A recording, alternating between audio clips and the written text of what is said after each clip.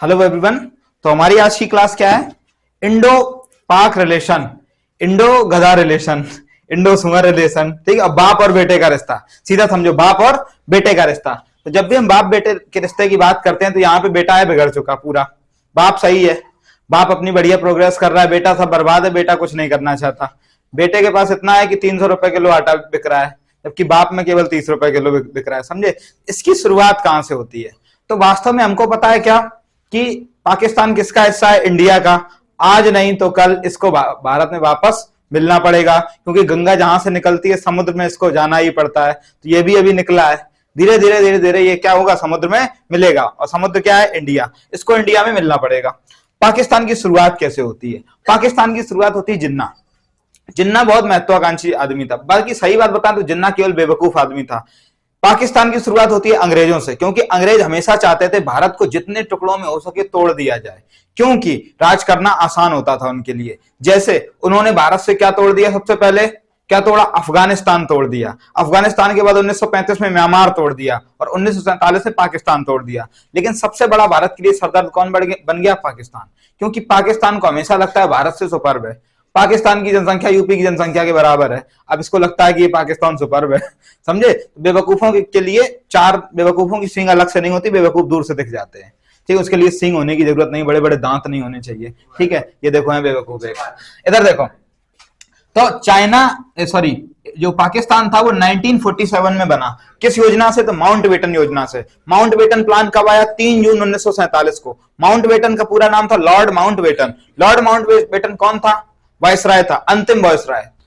तो क्वेश्चन पूछा जाता है कि भारत का अंतिम वायसराय कौन था? तो लॉर्ड माउंटबेटन। स्वतंत्र भारत का पहला गवर्नर जनरल लॉर्ड माउंटबेटन। ये दोनों, स्वतंत्र भारत का पहला भारतीय गवर्नर जनरल सी राजगोपालाचारी, स्वतंत्र भारत का अंतिम भारतीय गवर्नर जनरल सी राजगोपालाचारी। तो 1947 में, कब? 3 जून 1947 को यह तय हो गया कि भारत से पाकिस्तान नाम का एक टुकड़ा कटेगा। अब पाकिस्तान किस बेस पे कटेगा ये बात कंफर्म नहीं हो पा रही थी। तो जिन्ना नाचने लगा कि अरे पाकिस्तान हम काटेंगे, पाकिस्तान एकदम, हम मुस्लिमों के मसीहा हैं और हम क्या करेंगे? मुस्लिमों को बांटेंगे।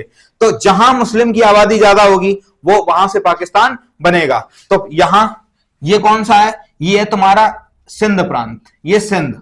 इतना क्या है? सिंध, ये है सिंध, ये पंजाब, सिंध, बलूचिस्तान, ये सब मिला के इसने कहा कि यहां मुस्लिमों की आबादी यहां है, तो यहां एक हम पाकिस्तान ले लेंगे, एक पाकिस्तान हम यहां ले लेंगे। ये क्या है? बांग्लादेश। तो इसने इस पाकिस्तान को नाम दिया पश्चिमी पाकिस्तान, यानी कि वेस्ट पाकिस्तान। क्या नाम दिया? वेस्ट पाकिस्तान। जबकि इस वाले पाकिस्तान को नाम दिया ईस्ट पाकिस्तान।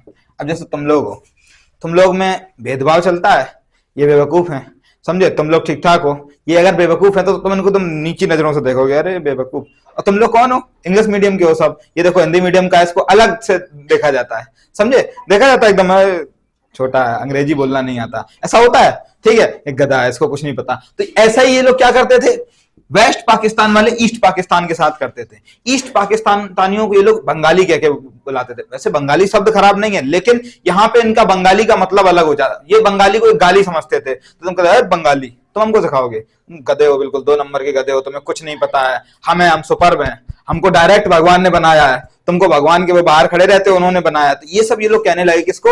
ईस्ट पाकिस्तान वालों को। ईस्ट पाकिस्तान वालों को बहुत खराब लगता था, क्योंकि वास्तव में ये भी पाकिस्तान का हिस्सा थे। अब तुम सीधे समझो, हम लोग जैसे हैं, यूपी का कोई आदमी केरल या तमिलनाडु के कोई आदमी को ये कहने लग जाए कि तुम काले हो तो इस वजह से तुम भारत के निवासी नहीं हो, तुम वो है, तो ये बात गलत है कि नहीं है? नॉर्थ ईस्ट के किसी आदमी को कहने लग जाए कि तुम्हारी जो चाइना जो है वो तुम्हारी शकल जैसा दिखता है, या नेपाल तुम्हारी शकल जैसा दिखता है, तो तुम नेपाली हो, खराब लगेगा कि नहीं लगेगा? लेकिन इनको भी ठीक उसी तरीके से ईस्ट पाकिस्तान वालों को भी खराब लगने लगा। कब? 1947 में। धीरे धीरे ये लोग बहुत ज्यादा अत्याचार करने लगे। तो पहली लड़ाई तो, अब ये तो 1971 में हम देखेंगे, उससे पहले देखेंगे कि उससे पहले क्या हुआ। तो जब 1947 में, कब? 1947 में देश आजाद हो गया, जिन्ना एकदम नाचने लगा, अरे देश मिल गया, देश मिल गया। लेकिन देश में हमारे पास कश्मीर नहीं मिला, क्योंकि अंग्रेजों ने 3 तरीके से बांटा था। देखना ध्यान से, अंग्रेजों ने भारत को 3 तरीके से छोड़ा था। ए नंबर में था कि भारत है, कौन है ए नंबर में? भारत।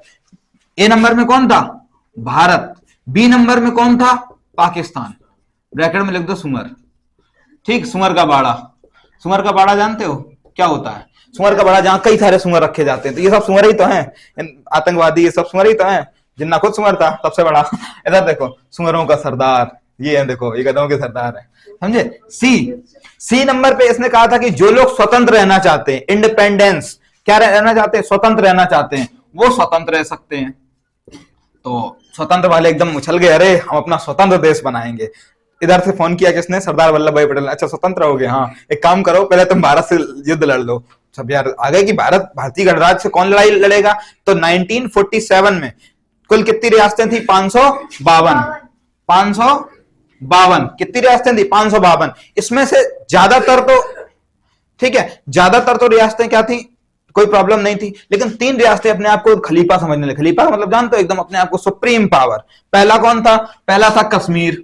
कश्मीर का राजा कौन था, हरि सिंह। कश्मीर का राजा कौन था, हरि सिंह। और दूसरा यहां पे था, कौन था, हैदराबाद का निजाम। कौन था, हैदराबाद का निजाम। और यहां था जूनागढ़, गुजरात में था जूनागढ़। इन 2 राज्यों के साथ अपना अलग अलग सिस्टम था। कैसे, इस राज्य में मुस्लिम जनसंख्या ज्यादा थी, यानी कि कश्मीर में मुस्लिम ज्यादा थे, लेकिन राजा कौन था, हिंदू था, हरि सिंह हिंदू था। जबकि जूनागढ़ में क्या था, जनसंख्या हिंदू थी, राजा मुस्लिम था।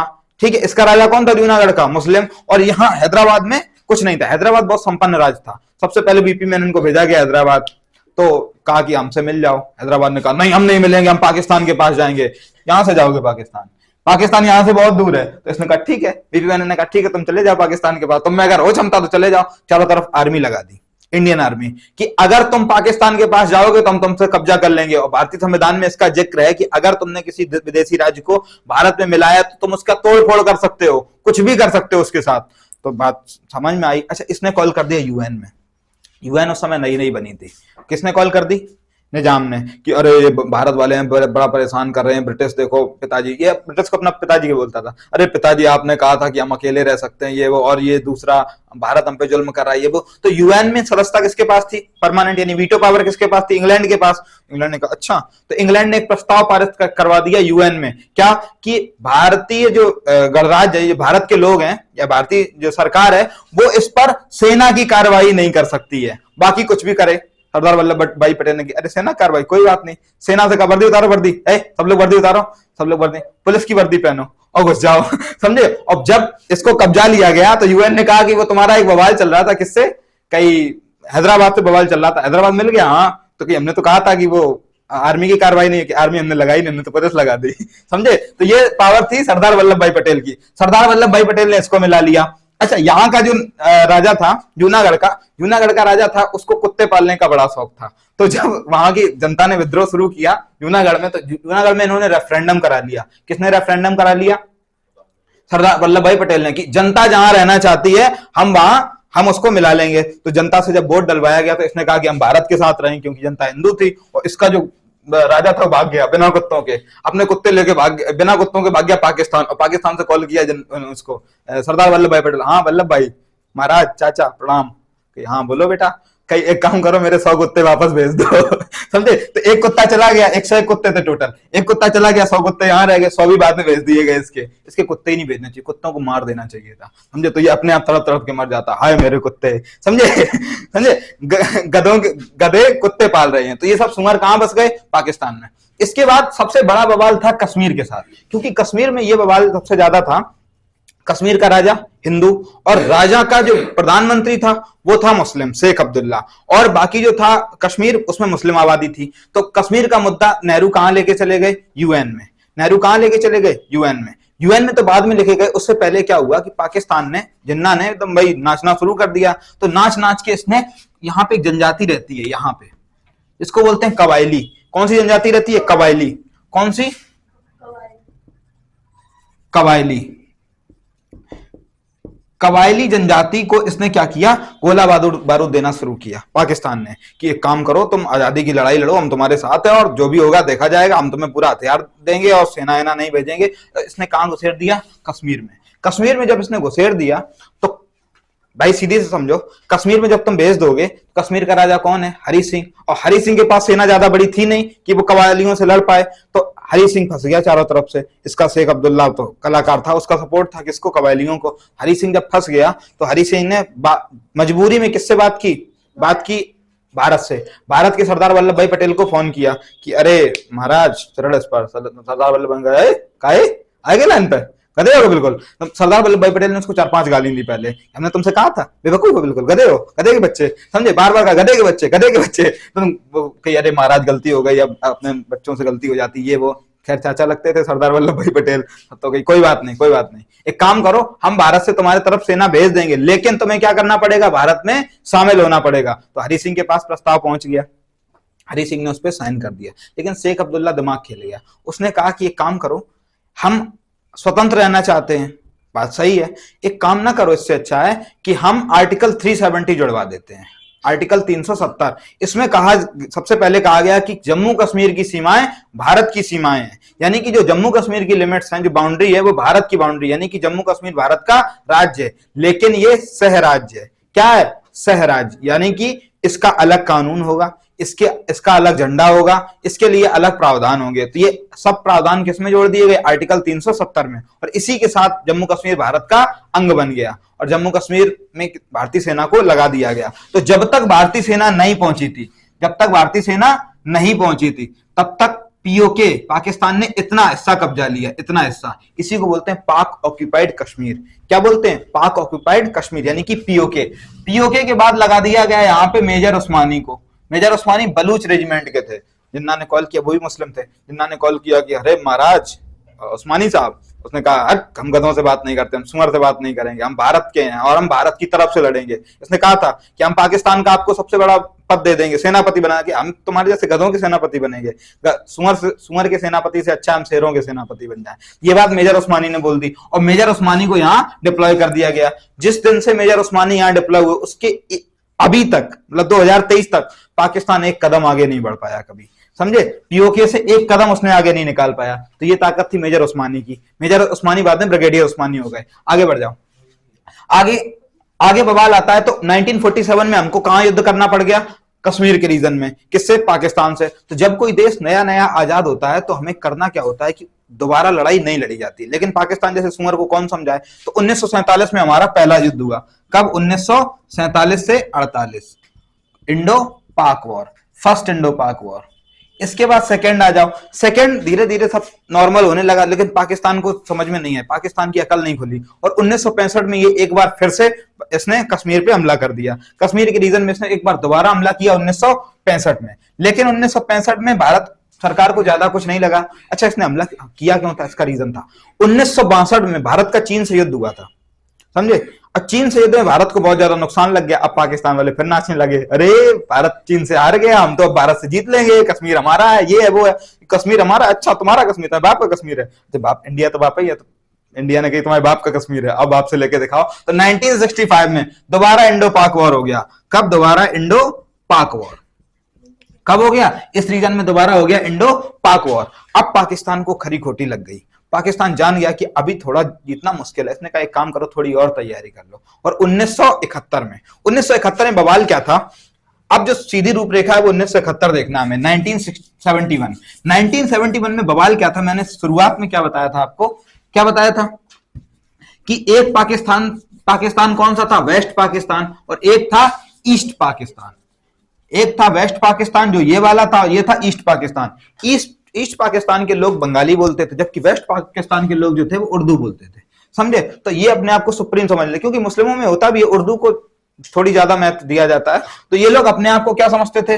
उच्च समझते थे, यानी कि सुप्रीम, जबकि इनको निम्न दर्जे का, नीचा समझते थे। जबकि यहाँ पे मछली वगैरह का व्यवसाय बहुत ज्यादा था। लेकिन बेवकूफों को कौन समझाए? जो पढ़ा लिखा नहीं, कोई स्कूल ना गया, उसको यूनिवर्सिटी की बात बताओ, समझ में आएगा? उसको नहीं आएगा, वो तो फालतू की बात करते हैं यार, बिल्कुल इसके जैसे, समझे? गधा देखना, उसको देख लो दो पैरों वाला गधा। आगे देखो, जब बांग्लादेश की बात करें तो ये अपने आप को क्या समझने लगा था? सुप्रीम। और इन लोगों को क्या बोलता था कि अरे तुम गधे हो, तुम गधे हो, तुम गधे के बच्चे हो, तुम ये हो, तुम वो हो, हम ये कर देंगे। तो 1971 में हो क्या गया बवाल? 1970 में यहां का भी एक कैंडिडेट खड़ा हुआ प्रधानमंत्री के चुनाव में। एक कैंडिडेट यहां का था, यहां का कैंडिडेट चुनाव जीत गया। ऑल ओवर पाकिस्तान का चुनाव कौन जीत गया? यहां का कैंडिडेट, यानी कि बांग्लादेश, यानी कि ईस्ट पाकिस्तान। ईस्ट पाकिस्तान के कैंडिडेट थे शेख मुजीब और रहमान।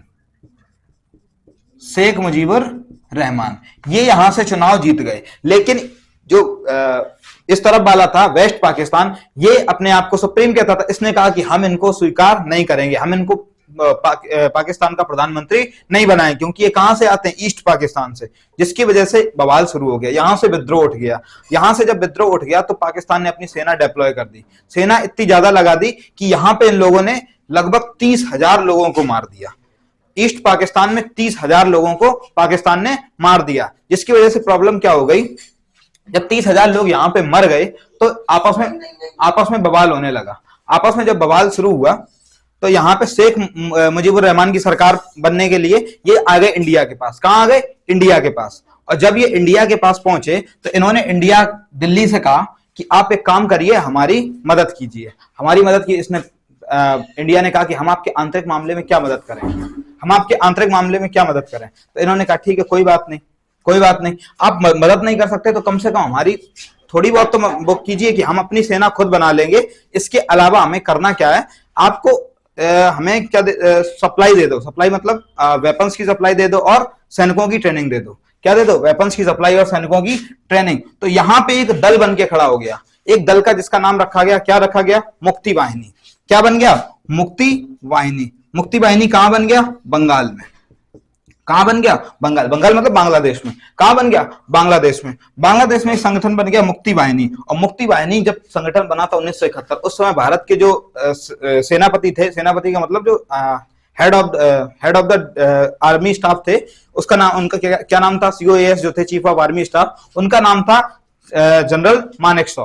इनका नाम था जनरल सैम मानेकशॉ। तो जनरल मानेकशॉ से इंदिरा गांधी ने पूछा कि एक काम करो, क्या हम अपने पड़ोसी की मदद कर सकते हैं। इन्होंने कहा नहीं, हम अभी मदद नहीं कर सकते, क्योंकि अभी जुलाई का महीना है और जुलाई के महीने में आप जानते हैं कि बंगाल में बहुत ज्यादा बाढ़ आती है, और बाढ़ के समय में हम अपनी सेना क्यों उतारे। तो इन्होंने कहा एक काम करो, 3-4 महीने रुक जाओ, दिसंबर तक। तो दिसंबर में, कब, दिसंबर में भारतीय सेना ने यहाँ पे ट्रेनिंग देना शुरू कर दिया। और जब यहाँ पे ट्रेनिंग देना शुरू कर दिया तो मुक्ति वाहिनी ने पाकिस्तानी सैनिकों को उठा उठा के पटक दिया, बिल्कुल सुअर की मौत मारा। किसको, पाकिस्तानी सेना को। और पाकिस्तानी सेना यहां से भागने लगी। इसके अलावा भारत ने दिखाने के लिए अपने जो नकली जो ट्रूप्स होते हैं, नकली ट्रूप्स का मतलब पुतले, ऊपर से डिप्लॉय करा दिए। कहां पे, बांग्लादेश में। तो बांग्लादेश में ऊपर से जब नकली पुतले गिरने लगे तो इसने समझा कि इन लोगों ने अपने क्या सैनिक उतार दिए, और एक खत्म हो गया, भारत ने अपने सैनिक उतार दिए। ये पहुंच गया यूएन पे टटराते हुए। तो यूएन के प्रधानमंत्री, जो यूएन का महासचिव, उसने कहा तुम्हारा आंतरिक मामला है,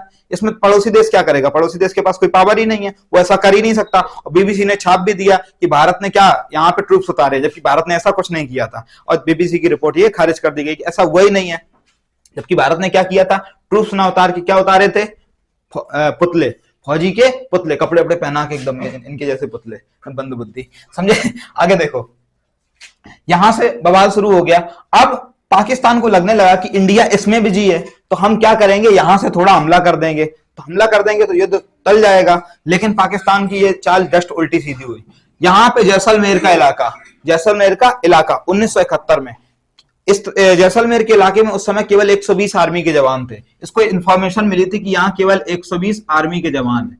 कहां पे, जैसलमेर के इलाके में, ठीक है। लोंगेवाला राजस्थान में पड़ता है। इसने पता चला कि यहाँ केवल 120। इसने अपनी पूरी पलटन उतार दी। प्लाटून का मतलब होता है पूरी ब्रिगेड। पूरी ब्रिगेड में 6000 सैनिक थे। कितने थे, 6000। इसने पूरे 6000 सैनिक कहां उतार दिए, कहां उतार दिए, जैसलमेर के इलाके में। और जब जैसलमेर में 6000 सैनिक उतार दिए, पूरे एकदम टैंक वैंक लेके आ गए, तो इन्हें इनको साफ साफ वार्निंग दी गई। किसको, 120 आर्मी के जवानों को, कि आप चाहें तो वापस आ सकते हैं। क्या कर सकते हैं, वापस, क्योंकि आप 6000 लोगों से नहीं लड़ पाएंगे। इन्होंने कहा हम सिख हैं, ठीक है, सिख है मतलब 1.25 लाख थे एक लड़ावा, तद गोविंद सिंह नाम का आवा, हम इनसे पीछे जाएंगे, सुअरों से। एक सुअर, 100 सुअर के लिए एक शेर काफी होता है, समझे। तो ये एक शेर, इन्होंने कहा कि हम 120 हैं, कुछ भी हो जाए हम पीछे नहीं हटेंगे, जो भी होगा यहीं पे देखा जाएगा, यहीं पे मर जाएंगे, लेकिन हम पीछे नहीं हटेंगे। उस समय यहाँ पे थे मेजर चांदपुरी। कौन थे, कुलदीप चांदपुरी। इन पे मूवी बनी है, बॉर्डर मूवी, इन्हीं पे बनी है।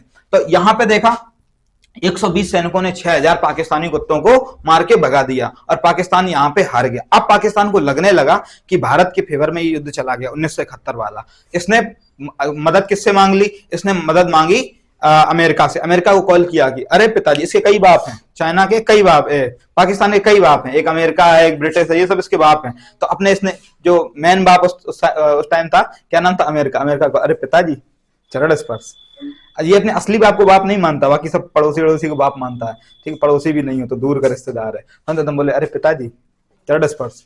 अमेरिका ने कहा हाँ बेटे बताओ, कहीं एक काम करो कि इंडिया जो हमारे रियल पिताजी हैं बहुत मारा है, आप हमें कुछ सामान भेज दोगे। अरे कोई बात नहीं, इसने अपनी पनडुब्बी भेज दी।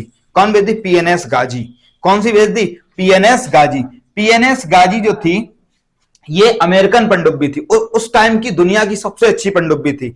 ये जो सोनार सिस्टम होता है पानी में डिटेक्ट करने वाला, उसमें पकड़ में भी नहीं आ सकती थी, और इसने अमेरिका ने किसको दे दी, पाकिस्तान को, कि जाओ तुम भारत पे हमला कर दो। और ये इसमें परमाणु भी था, परमाणु पनडुब्बी थी, यानी कि एटॉमिक पावर भी थी इसमें। अब इंदिरा गांधी ने कही खत्म हो गया, सब बर्बाद हो गया, क्योंकि अब अमेरिका जैसे बड़े देश ने अपनी पनडुब्बी किसको दे दी है, पीएनएस गाजी दे दी है, पाकिस्तान जैसे गधे को। अब ये क्या करेगा, भारत पे हमला करेगा। अब भारत को लगने लगा कि ये युद्ध गया, क्योंकि अब परमाणु हमला हो जाएगा। यहां से ये आया, यहां से पनडुब्बी आई, कहां पे आई, यहां पे अपना एक खराब जहाज पड़ा था, यहां पे अपना खराब जहाज पड़ा था। इसका नाम था क्या, आईएनएस विक्रांत, ठीक है, आईएनएस राजपूताना। क्या नाम था, आईएनएस राजपूताना, और आईएनएस विक्रांत यहां पे था। तो इन्हें एक नकली खबर दी गई कि अरे अरे अरे चेन्नई एयरपोर्ट पे, विशाखापट्टनम एयरपोर्ट पे एक बहुत बड़ा जहाज उतरने वाला है, बहुत बड़ा जहाज उतरने वाला है, इतना बड़ा कि उसमें 2-3 महीने का राशन चाहिए, ये चाहिए वो। जबकि ये जो आईएनएस विक्रांत था ये कहां पे था, वो यहां पे था, वो इसकी सुरक्षा कर रहा था। जबकि यहां पे कौन खड़ा था, विशाखापट्टनम में खड़ा था आईएनएस राजपूताना, खराब पड़ा था, इसके इंजन में गड़बड़ी थी। और आईएनएस राजपूताना एक लौता जहाज था जो पीएनएस गाजी को खत्म कर सकता था। इसने, भारत ने ऐलान कर दिया रेडियो पे कि एक काम करो, विशाखापट्टनम पूरा खाली कर दो, यहाँ एक बहुत बड़ा जहाज आने वाला है, उसको 2 साल का राशन पानी चाहिए। बड़े पूरे अंडे, शहर भर के अंडे बुक कर दिए गए, केला बुक कर दिए गए, राशन बुक कर दिया गया। पाकिस्तान को लगने लगा कि आईएनएस ये कहां पे आने वाला है, आईएनएस विक्रांत यहां पे आएगा, ठीक, आईएनएस विक्रांत यहां पे आएगा। पाकिस्तान को समझ में आ गया, एक काम करो, अपनी पीएनएस गाजी यहीं मार दो इसको, और यहाँ पे परमाणु से हमला कर दोगे, जहाज खत्म हो जाएगा, भारत को नुकसान लग जाएगा, भारत युद्ध हार जाएगा। जबकि वो खड़ा था यहाँ पे, इसने कहा कोई बात नहीं, और यहाँ पे खड़ा था खराब जहाज, कौन सा, आईएनएस राजपूताना। और जैसे ही ये पीएनएस गाजी वहां पे पहुंची, आईएनएस राजपूताना ने अपनी खराब इंजन से इसको खत्म कर दिया। अब किसको खराब लग गया, ये बात अमेरिका को खराब लग गई। अमेरिका ने कहा अरे हमारा हथियार तुमने कैसे मार दिया। पीएनएस गाजी उस समय की बहुत महंगी, लगभग 3000 करोड़ रुपए की थी, और एक बार में झटके में खत्म हो गई। उसका पैसा भी अमेरिका को नहीं मिल पाया था, और खत्म हो गई। पाकिस्तान ने अमेरिका से कहा पिताजी खत्म, ठीक है, कैसा हथियार भेजे हो, ठीक। अब इसने अपने दूसरे पिताजी को कॉल किया, दूसरा पिताजी से ब्रिटिश को कॉल किया कि अरे दूसरे पिताजी का काम खत्म हो गया, रियल पिताजी ने मार दिया। तो अब ब्रिटिश ने अपना एक जहाज भेज दिया, इसका नाम था ईगल।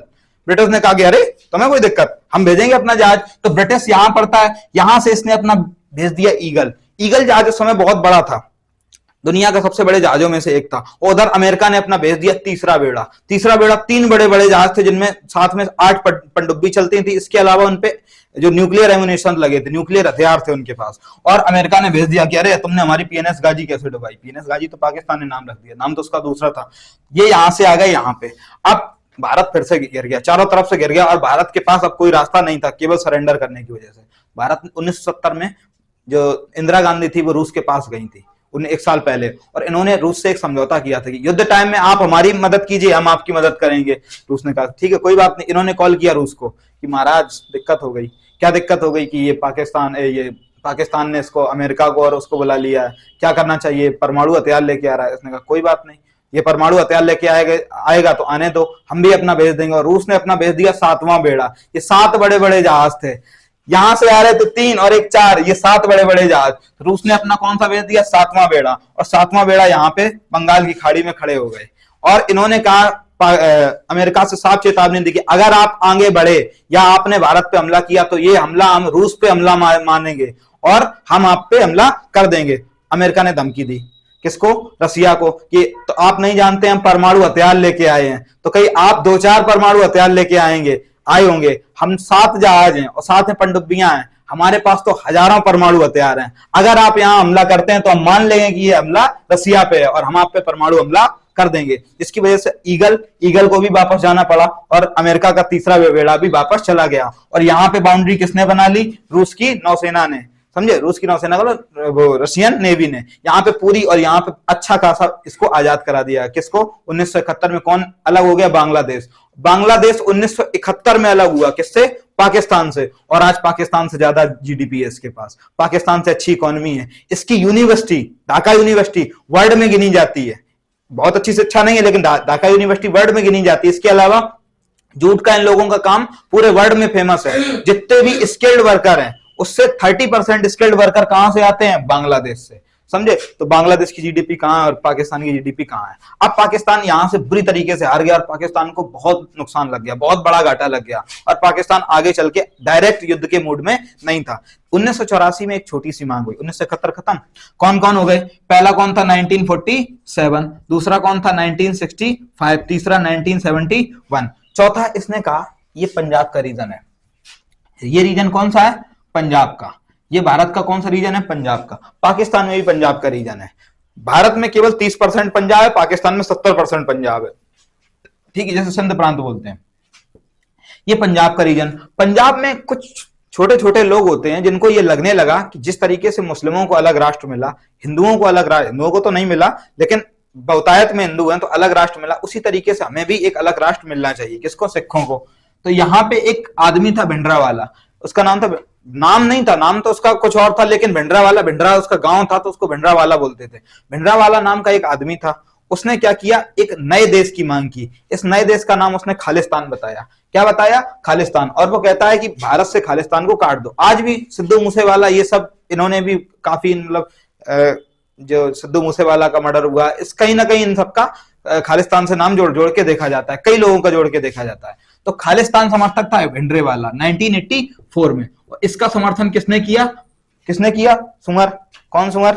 पाकिस्तान। पाकिस्तान ने इसका समर्थन इसलिए क्योंकि पाकिस्तान की इकोनॉमी तो खत्म हो गई थी 1971 में। ये लड़ने की वजह से इसने कहा कि एक काम करो, इनको एम्युनेशन दे दो, हथियार दे दो। और ये लोग कब्जा करके बैठ गए स्वर्ण मंदिर।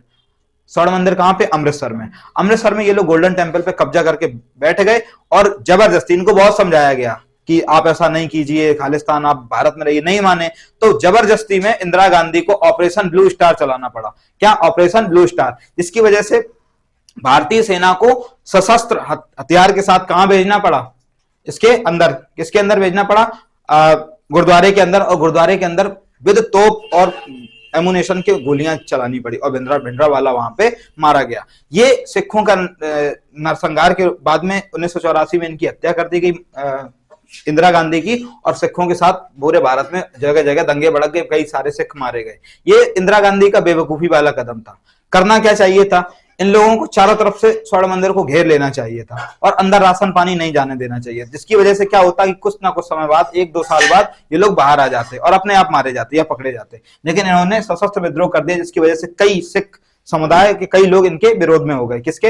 इंदिरा गांधी के। और 1984 में इंदिरा गांधी की हत्या कर दी गई। इसके अलावा भारत में सिखों का कत्लेआम शुरू हुआ। यह भी किसकी वजह से हुआ था? पाकिस्तान की वजह से, 1984 में। इसके बाद पाकिस्तान फिर समझ गया कि ये लोग आंतरिक मामले में भी, तो 1999 में 1999